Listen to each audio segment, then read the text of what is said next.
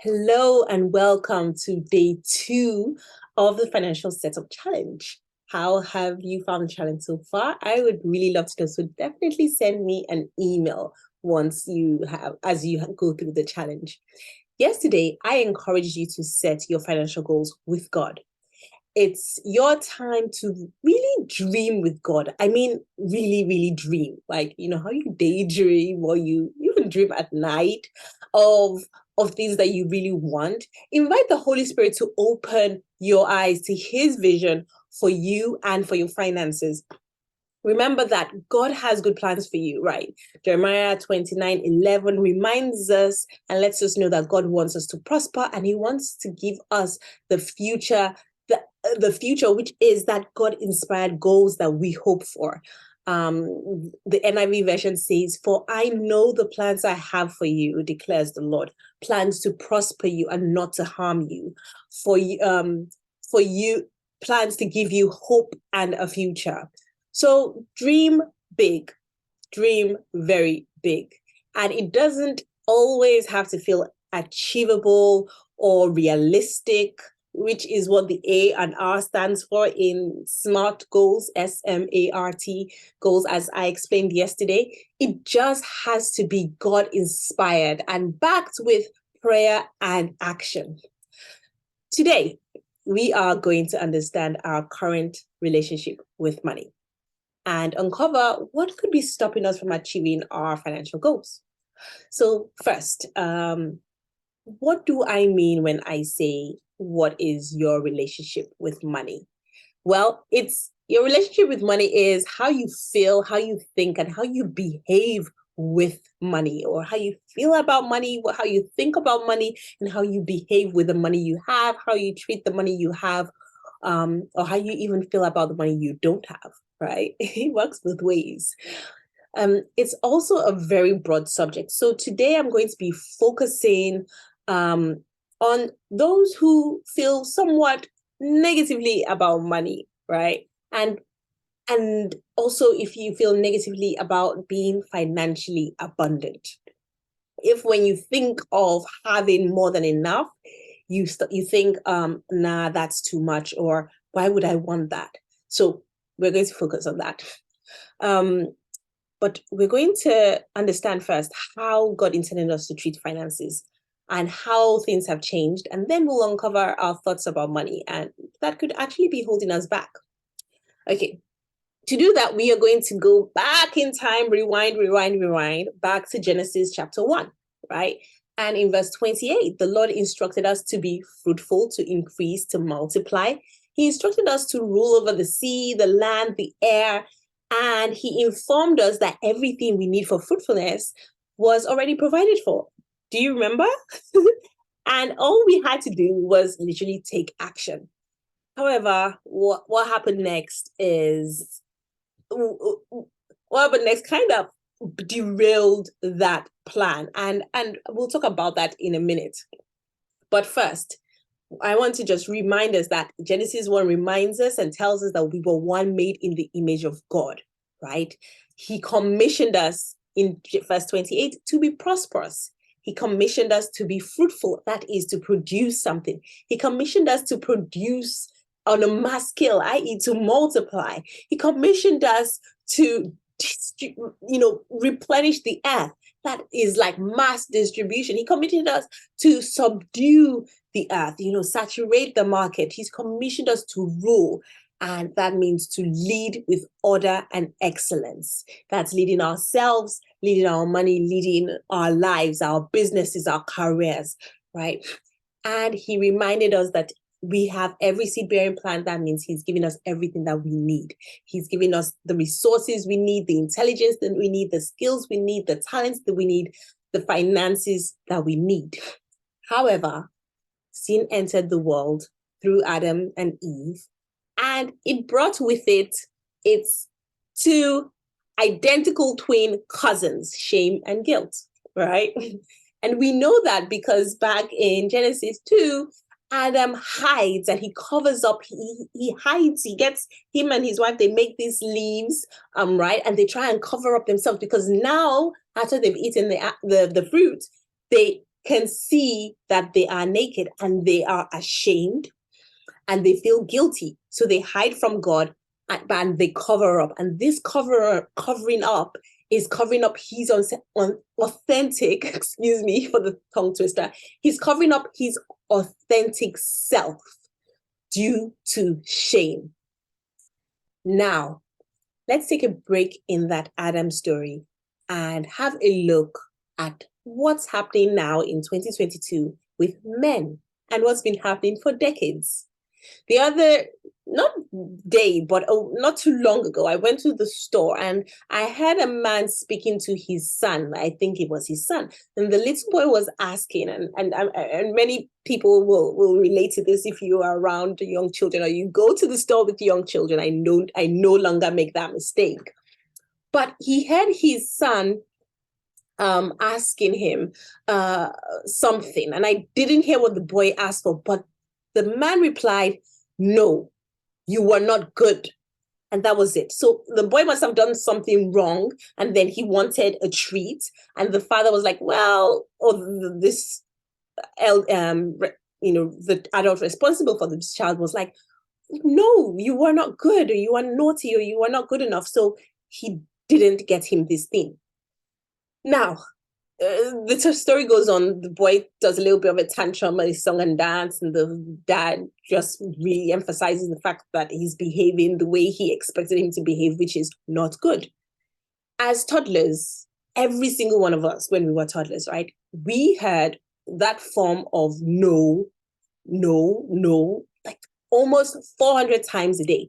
Research proves this, right, that we as all toddlers hear no almost 400 times a day.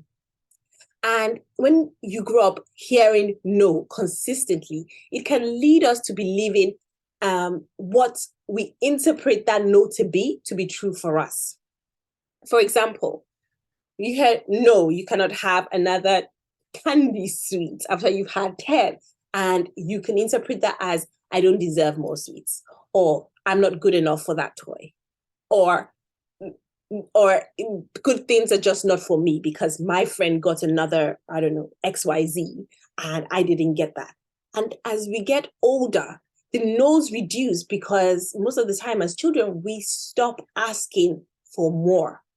As a toddler does not know when to stop asking for more. They are completely authentic in their asking. They want everything, and it doesn't matter if they did something wrong 2 minutes ago. They expect instant forgiveness, and then they want what they actually are asking for, and they don't understand why they cannot have it now.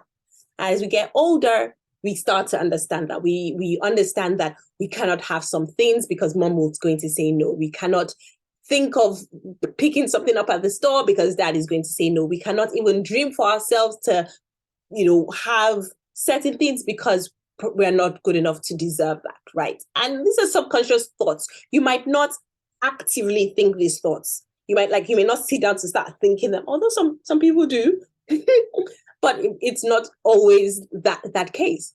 So as a child, by the time you get to the age of 7, your mindset is around money and a lot of other things is kind of starting to form, right? It's more or less formed. And by age of 21, it's solid, right? The way we think about money, we think that this is exactly how it is. So if a person believes that she's not good enough, she will keep trying to prove that it is true. And this leads to what we call like self-sabotage. And in your finances, this is so important. And I'll tell you why. But first, let's talk about why we prove it to be true. When God created us back in Genesis again, he created us and he created our brain in such a way that we should believe the first thing that we hear on a subject, especially things that are repeated, right? So when he created us and he gave us these instructions, right, he wanted us to believe that. And when you and it's the law of first principles. So when you teach a child something first, they will believe what you say first time. Then if they go out and they hear something else isn't true, they will think that or something else that is contrary to what you said, they will start to have a conflict in their mind that, well, you said it's true, so why should I believe something else? So if a child hears no 400 times, for example, and they start believing that they're not good enough for whatever, to be financially abundant, let's say in a broad sense, and they go out and they hear something that says, oh, you don't have money now, but don't worry, you can clear your debts in 6 months. They will not completely believe that truth because they already have a solid foundation of what they believe to be true. Their mindset about money is already set, and they have a solid foundation that they don't deserve, to achieve a certain thing. And that new truth that comes is going to be hitting against a brick wall. And that wall is the mindset that we already have. And as that new truth comes in, it's going to be conflict. And so for you to accept it, you have to do something about that wall, this mindset.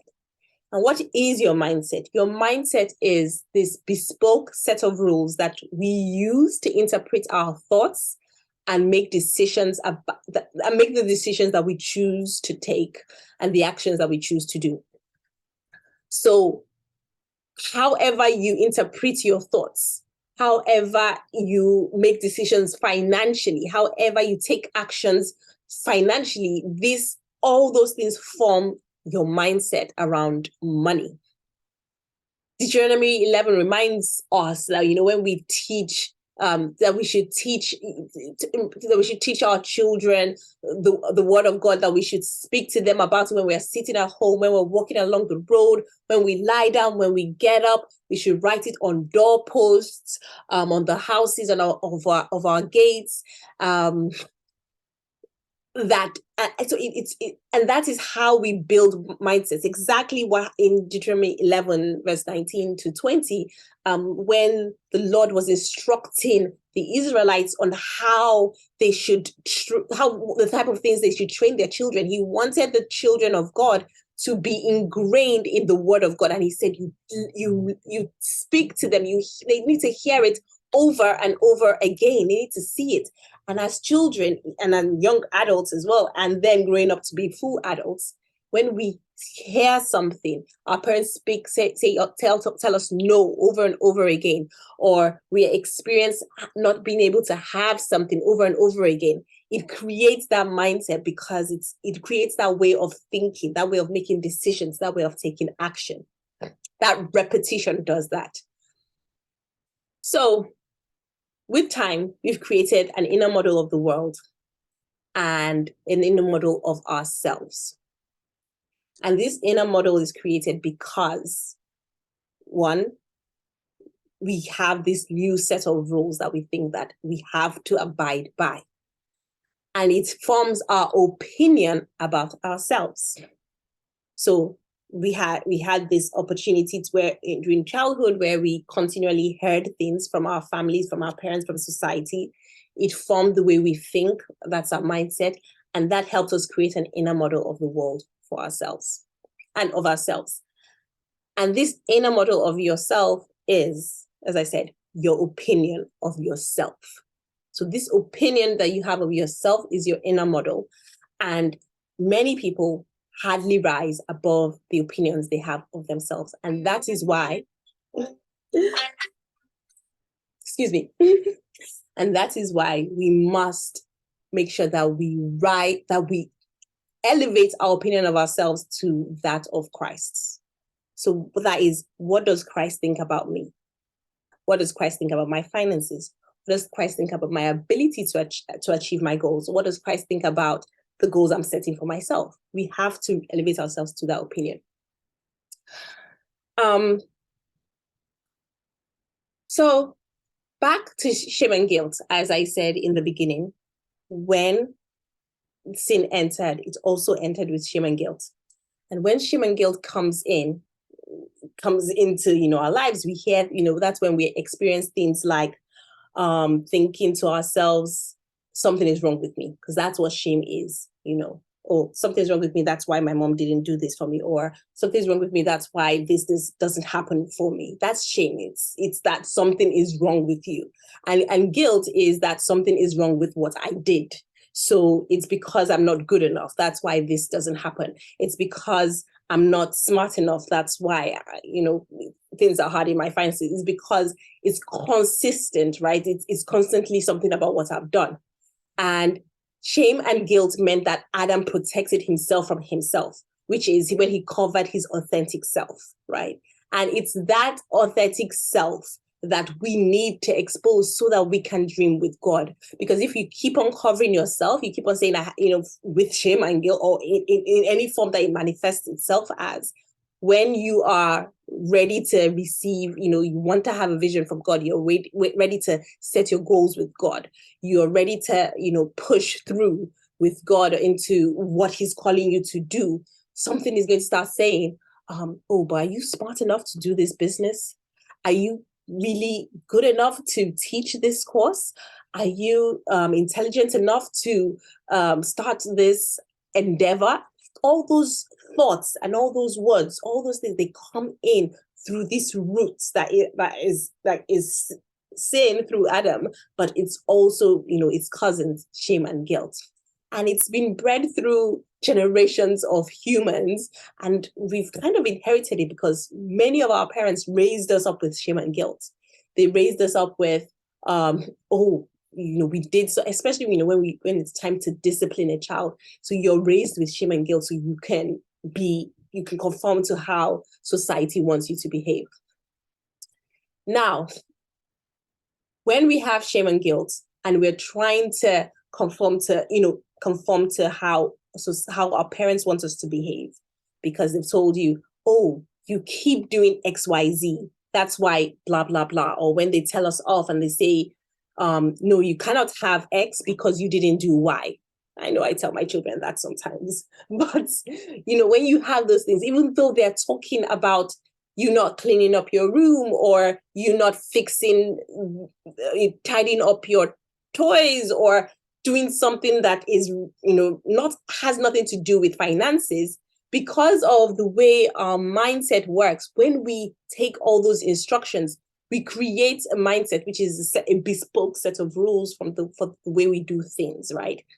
And as we create this mindset, we want to adjust ourselves. So we want to cover up our authentic self so that we can conform to who our parents want us to be, right? And by doing that, by covering up, we create rules and we create roles. What I mean by that is, if someone is consistently, I don't know, just randomly out of the box, if someone is consistently, maybe the person is the first child, this is an example I give often, if the person is the first child, for example, and they know that their parents constantly show them more affection when they take care of the younger children, they can create a role of being a carer and a rule that says, I am loved when I care for others. Now, how that translates into your finances is, fast forward many years into the future, you are now trying to build a business. Maybe you want to start charging people money.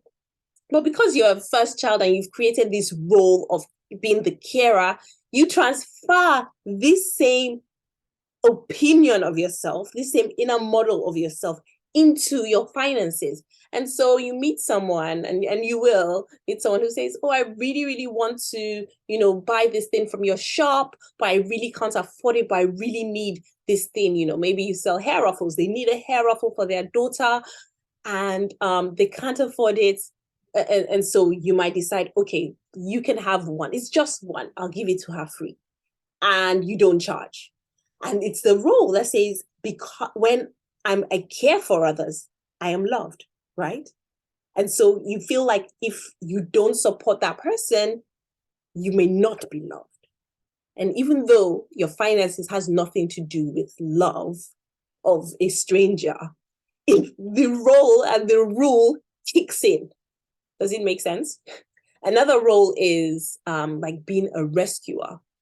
Maybe you feel important, or you feel loved, or you feel worthy when you help other people. And so when you sort other people's problems, you find out that, it's like you have the savior syndrome, right? You find out that you are loved, you're supported, you're recognized. And so if that is your role, you will find that when you fast forward into adulthood, you may start to see people as opportunities to rescue them. And of course, you will meet the people who are in maybe you only have $1,000, pounds, whatever your currency is, and you'll meet someone who needs you and say, "Oh, I really need £2,000, or $2,000 because I'm in this terrible situation." And then, because you feel love when you rescue people, you will take out your £1,000, and in some extreme cases, maybe take out an extra £1,000, and then go into debt to help the other person. So that's an example of another thing. I'll give you a third example. Let's say in your family, you were always recognized as the black sheep. So there was always something you did wrong, like nothing you did was ever good enough.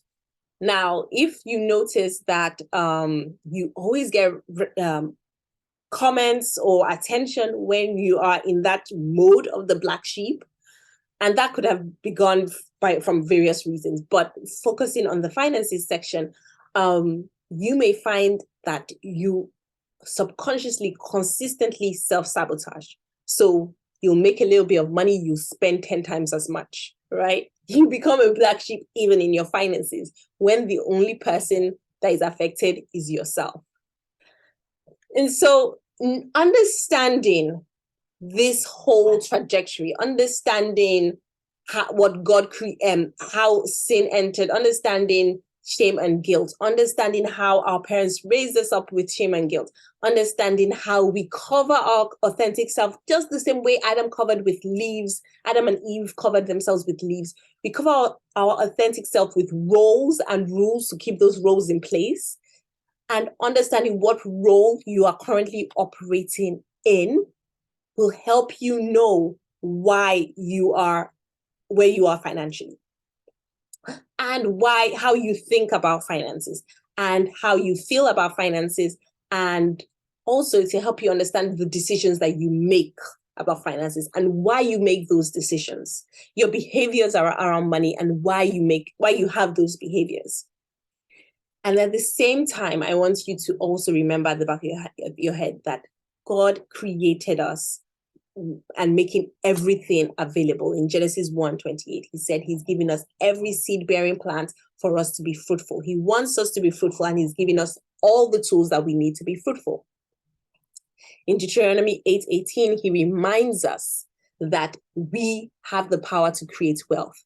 How does he know that we have the power, the ability to create wealth? Because he gave it to us. He gave it to us from the very beginning. All he needs us to do is to dream with him, see his vision for us, so that we're not seeing through our, covered up selves. We're not seeing through the covering that we've put over ourselves. We open up ourselves, not to the world, but to God, for him to reveal to us who we truly are and what he truly designed us to do, the good works he has predestined for us to accomplish aforehand.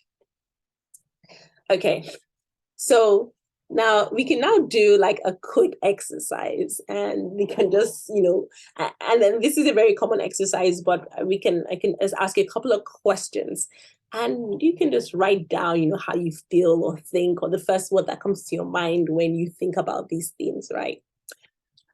So first is, when you see on the news, let's say, oh, good one. This crypto boss, that's currently, well, maybe you don't know. Anyway, let's say you see on the news of a crypto boss who's currently facing trial for fraud or for losing loads of money, and the person was a billionaire, and you see them on the news. What do you think? How do you feel about that? So you see a rich person on the news for doing something fraudulent, for doing something negative. Do you feel like, oh gosh, only rich people are always, they always get their money insidiously, is that how you feel about them?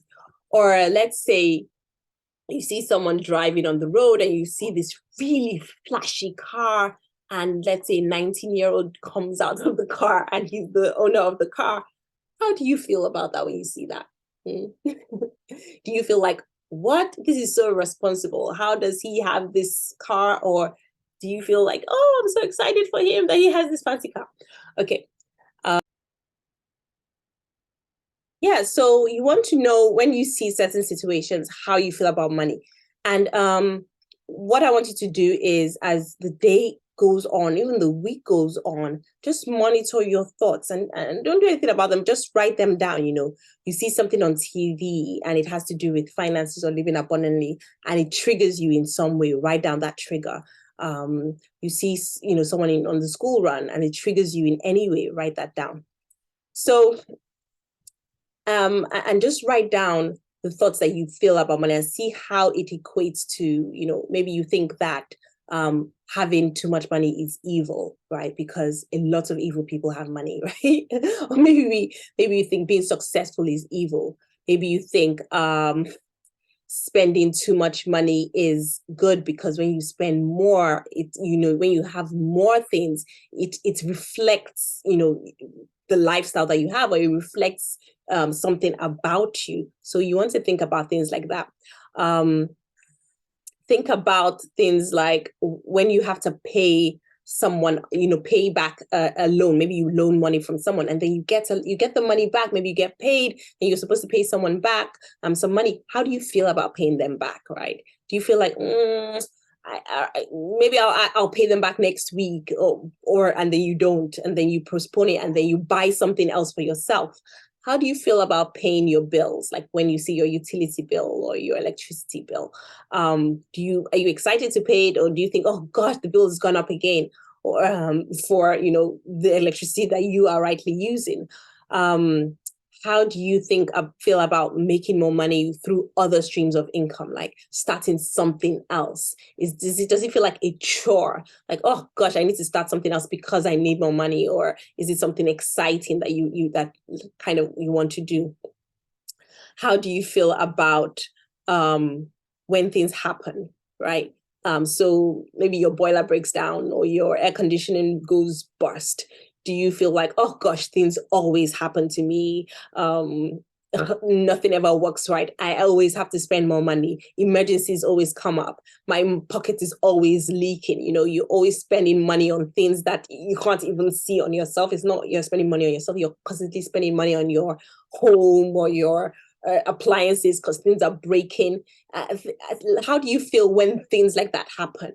Do you feel like things always happen to me? Like it's so terrible?